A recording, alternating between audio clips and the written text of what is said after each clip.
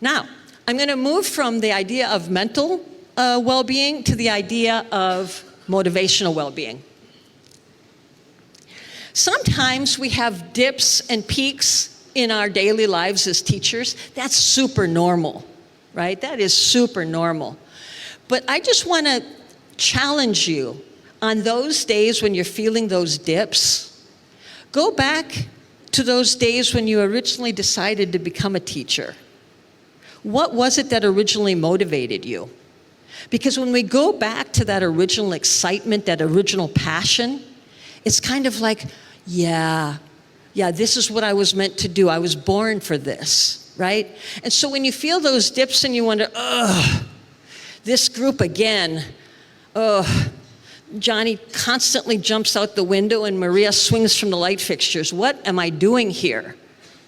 Remember what you initially came in it for. That helps, it really does. That's another tip.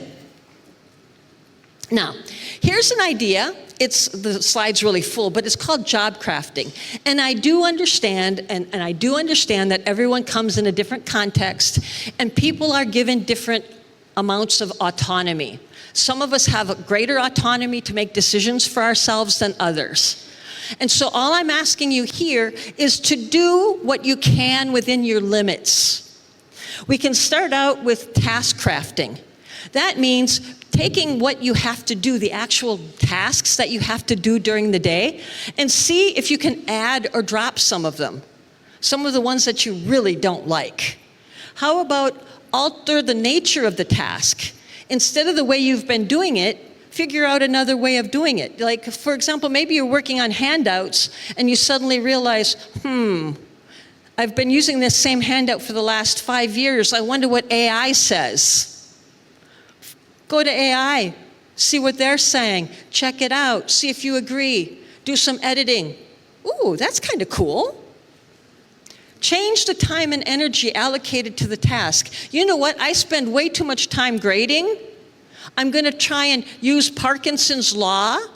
Parkinson's law says that the task you have will shrink or expand according to the time you allot it. If you give yourself all day Saturday to grade papers, it will take you all day to grade papers. But if you say, I've got 2 hours on Saturday morning to grade papers, and then I'm going to go and watch my kid play soccer, you will finish grading those papers in 2 hours. It's Parkinson's law. So now, if you change the time and energy that you allocate to a task, it might be helpful in terms of making you more motivated.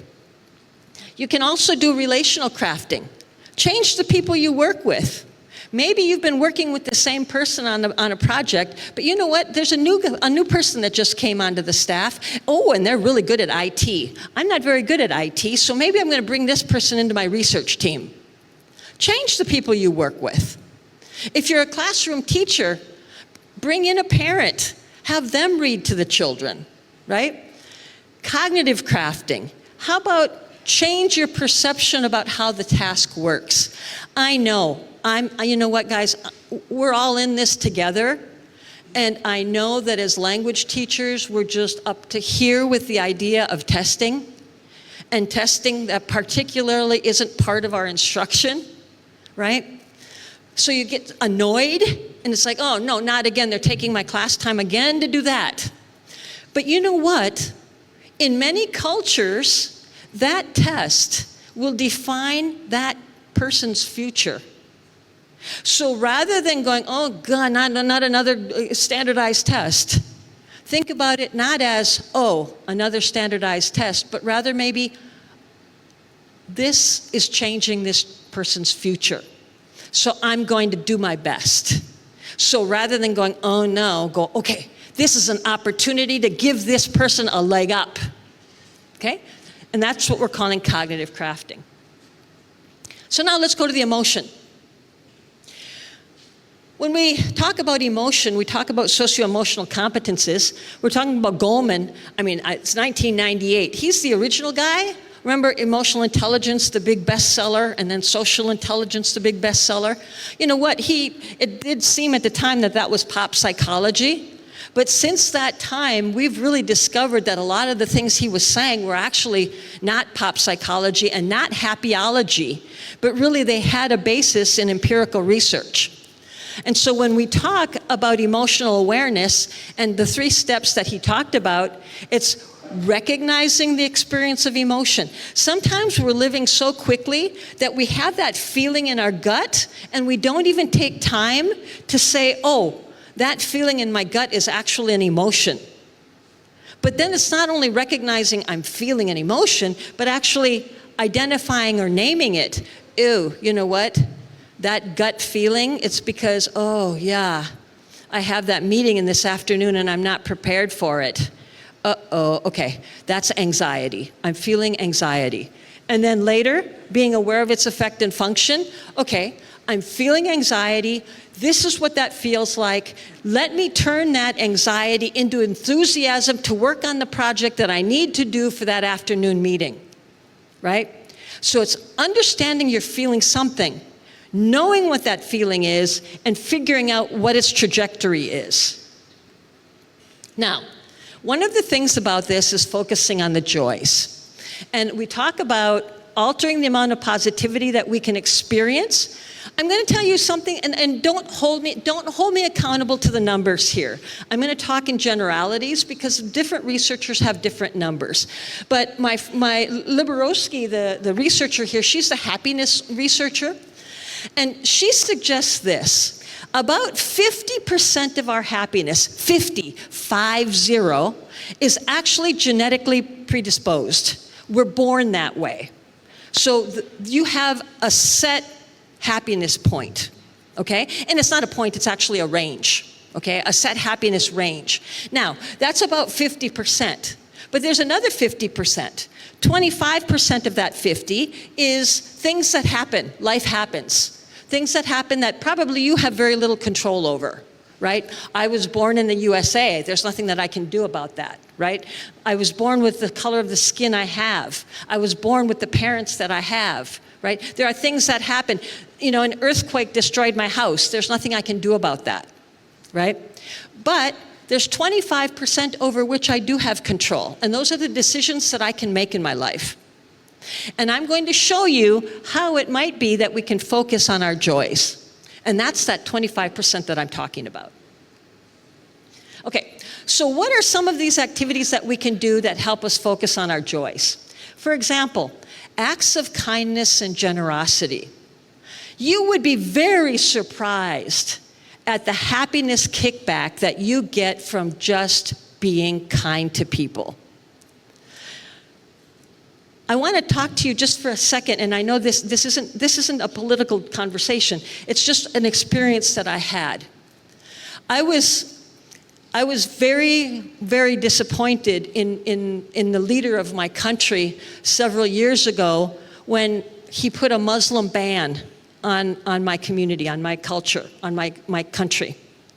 And at that point, I was working at the University of Northern Iowa, and many of my students were Muslim. And they were mine, they were my people. And so I was devastated. And so with my husband, we made an agreement that for 1 month, we would not watch the news. And I'm a news junkie. So that was a big decision for me. So no news. But then for my own well-being, because I was so deeply affected by that, what I thought was a very bad decision, I had to do something about it. So for the next month, I committed myself, for every hijabi woman, that's a woman with a headscarf, for every hijabi woman that I saw at the university or walking around in the mall or wherever, I was going to go up to her, reach out, and say, thank you for being in my country because you make it such a better place. And I felt so much better because you know what? 9 times out of 10, they teared up. Because it was huge for them to feel so isolated, but then have somebody come up and say, thank you. Thank you for surviving what must be a horrible time. So it was a big deal. You know, just going up and thanking the person who does the cleaning of the building. Who, you know, nobody, you know, sometimes they're invisible to people. But you know what? Who wants to walk through dirt? And so just saying thank you is a huge thing. And you know what? The positive kickback brings joy. And so it's just one of those things. Just reach out. Remember, Christopher Peterson said, people matter. Okay? Another thing, if you've got extra money, don't spend it on things. Spend it on experience. You know why? Because the happiness kickback, that joyful kickback, what's going to happen is it lasts longer because you can look back and savor the experience. You know, you might buy a new pair of shoes, you put them on, but the second time you put them on, they're already used. You know what? Don't go buy yourself a pair of shoes. Go invite a friend out for a coffee. Have a good conversation. Micro moments of positivity. These are those things that you create during your day that you can look forward to. I have two, and they're very important to me. One of them is my morning coffee. I'm the first one up in the morning. I put on Andrea Bocelli. I put on Dare to Live every morning. Dare to live. And I just love, and I just gocer in Spanish. I just enjoy. And I have that coffee. And do you remember, just think about it, that first sip of coffee in the morning and how it tastes in your mouth and it goes down your throat? It's like, ah. And you know what? That thought will get me up and out of bed because it's like, oh, I get my coffee and I get Andrea for 5 minutes without anybody else getting up. It works. My other micro moment of positivity, I love bubble baths. So I just, I look I think during the day, ooh, tonight I get to have my glass of white wine and my bubble bath. And it makes me happy. I savor that. And you can find your own. I mean, those are mine. I mean, you're going to find your own micro moments of positivity. But those are things that you look forward to during the day. Set aside time for your favorite TV show, your favorite film. Go for a walk in the park. Do yoga. Physical activity is an amazing way to find joy because it's not, oh my goodness, I got so excited with my talk. Okay, so all of these things are ways that we can find happiness and concentrate on the joys. So now, this is the last thing I'm going to deal with because this is going to be my last slide. One of the things that we need to pay attention to is our negativity bias. We're all human. This is normal. Even a very positive person with a high set point like me, we have negativity biases. What happens is we are naturally wired to look at things in a negative way. Don't tell me that I'm not telling the truth because I'm going to ask you a question. We're all teachers, and that means we all get evaluated by our students. Okay? Sometimes it's once a semester, once a year, whatever. So say that, for example, we have 25 students.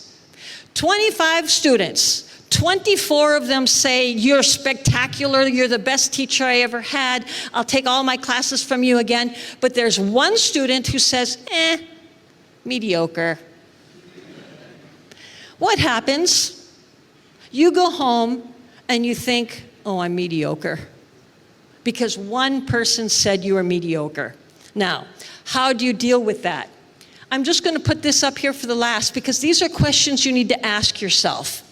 When you feel like you're in the negative way and that you've got this person who said you're mediocre or whatever kind of negativity bias you're feeling, you ask yourself these questions. Because in reality, you got to get yourself out of that negativity bias. And the only way you can do that is to prove to yourself that that's not true. 24 of your 25 said that you were amazing. But what did you do? What did I do? What do I always do? I think, oh, I'm mediocre. Okay? So now I hope that my few tips for positivity, for a little bit more well-being were helpful to you. I would love to hear from you in the future if any of this was helpful. And so now we're going to open it up to Q&A. Woohoo!